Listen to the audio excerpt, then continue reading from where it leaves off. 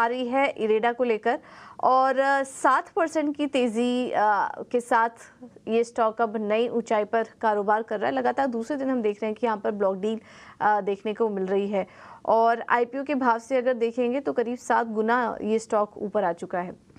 क्या वजह है इस तेजी की और क्या फंडामेंटल्स है, क्या फैक्टर्स हैं जो कि इस तेजी को सपोर्ट कर रहे हैं, बताने के लिए हमारे साथ रिसर्च लेकर अभिषेक सत्यव्रतन जुड़ चुके हैं। अभिषेक, बताइए।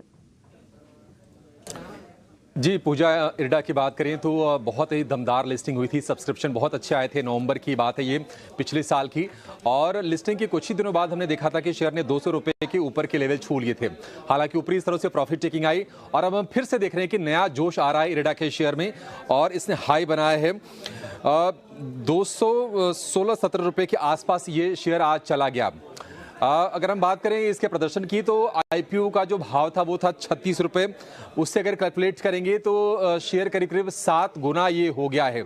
अच्छा, चल क्यों रहा है? चल इसलिए रहा है क्योंकि कल और आज 2 दिनों में बड़ी बड़ी ब्लॉक डील्स हुई हैं इरडा के शेयर में और इस ब्लॉक डील से भी सपोर्ट मिल रहा है शेयर को। और कहीं ना कहीं मीडिया रिपोर्ट्स ऐसी आ रही हैं कि कंपनी एफपीओ लाने की तैयारी कर रही है, यानी कि फॉलो ऑन पब्लिक ऑफर लाने के लिए सरकार से कंपनी ने मंजूरी मांगी है, उसका भी सपोर्ट मिल रहा है।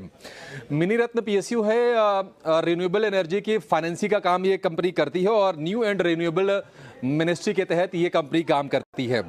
आपको बता दें कि जो ब्लॉक डील्स हुई हैं, कल जो ब्लॉक डील हुई है वो 50 लाख शेयरों की हुई थी। करीब करीब 0.2% के आसपास की इक्विटी एक्सचेंज हुई थी। आज जो ब्लॉक डील हुई है और बड़ी 89 लाख शेयरों की और उसमें 0.35% इक्विटी एक्सचेंज हुई है। एफपीओ लाने की भी तैयारी कंपनी कर रही है और ऐसी मीडिया रिपोर्ट्स आई हैं कि कंपनी ने सरकार से मंजूरी मांगी है। एफपीओ में हिस्सा बेचकर 4,000 से लेकर 5,000 करोड़ रुपए जुटाने की कंपनी की योजना है। आपको बता दें कि मार्च 2024 तक सरकार की जो हिस्सेदारी है कंपनी में वो है 75% पर और ये जो एफपीओ है नवंबर 2024 से फरवरी 2025 के बीच में आने की संभावना है।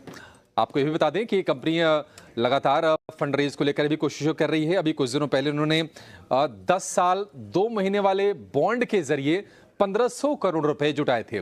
तो ब्लॉक डील्स और फंड रेज की ये कोशिशें, ये तमाम चीजें रंग ला रही हैं और इरडा अपनी पुरानी ऊंचाई को भी पार करके अब नए शिखर पर जाकर कारोबार कर रहा है। बढ़िया तेजी आज के सत्र में।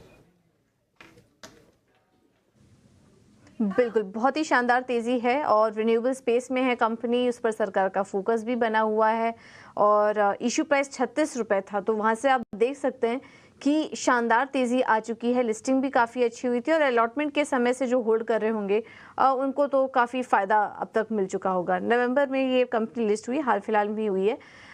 पर चर्चा कर रहे थे, स्टॉक आज 6% ऊपर है। इशू प्राइस 36 रुपए था कंपनी का। पिछले साल नवंबर में ये कंपनी लिस्ट हुई थी और लिस्टिंग के बाद कुछ ही समय में कंपनी ने 214 का हाई भी लगाया था। तो हम देख रहे हैं कि चार्ट स्ट्रक्चर काफ़ी मजबूत नज़र आ रहे हैं और आज नए शिखर पर ये स्टॉक कारोबार भी कर रहा है। रवि जी, इरेडा पर क्या व्यू बन रहा है आपका? अभी कुछ काफ़ी सारे फैक्टर्स हमने हाईलाइट भी किए और ये कंपनी ओवरऑल कैसी लग रही है और जिनके पास है उन्हें तो फ़ायदा हो ही रहा होगा, लेकिन अब मौजूदा स्तर पर क्या फ्रेश एंट्री की सलाह देंगे आप? देखिए पूजा जी, आपकी जो रिसर्च है उसको लेकर के मुझे याद है कि आपने इसकी रिसर्च को एक बार को जब 185 के आसपास था तभी, अभी 1 हफ्ते पहले जब फंड रेजिंग की बात चल रही थी तब भी इस न्यूज़ को आपने बताया था और आज देखिए फंड रेजिंग के बाद सीधा स्टॉक देखा जाए तो लगभग 40 रुपए तक बढ़ चुका है। मुझे ऐसा लगता है 2 चीजें समझ में आती है। देखिए पहली बात है कि इन लेवल्स पर फ्रेश एंट्री करने के लिए बहुत जल्दी है, थोड़ा-सा वेट कर लीजिए और कंसोलिडेट होने दीजिए। मैं ये नहीं कहता कि स्टॉक गिरे, लेकिन अगर स्टॉक यहाँ पर अगले 15 दिन, 20 दिन तक यहीं पर रहता है, तो बाइंग के लिए ज़्यादा अच्छा हो जाएगा और अगर जो न्यूज़ है उसका एक एडजस्टमेंट यहाँ पर आ जाएगा। दूसरा, जिन लोगों ने 32 रुपए पर ले रखा है, देखो सर, लड्डू मिल रहा है, ज़्यादा लालच करो नहीं, थोड़ा बहुत प्रॉफिट निकाल लो। कितना प्रॉफिट निकाल लो? 30-40% प्रॉफिट निकाल लो। 32 रुपए की चीज़ 232 रुपए के पास पहुँचने वाली है, तो थोड़ा-सा तो प्रॉफिट लेना चाहिए। कहाँ जाना है? अगर प्रॉफिट बुक कर रहे हो तो एनएचपीसी की तरफ वापस मूव कर जाओ, एक ही जैसी कंपनी, उस पे आप वहां पर थोड़ा सा पोजीशन आप ले लो, नहीं तो थोड़ा प्रॉफिट निकाल सकते हो। दूसरा, अब ट्रेंड यहां से क्या लग रहा है, देखिए इसमें कोई डाउट नहीं है कि इरेडा जिस हिसाब से मोमेंटम दिखा रहा है, 255 रुपए के टारगेट आपको जल्द यहां पर अचीव होते हुए नजर आएंगे।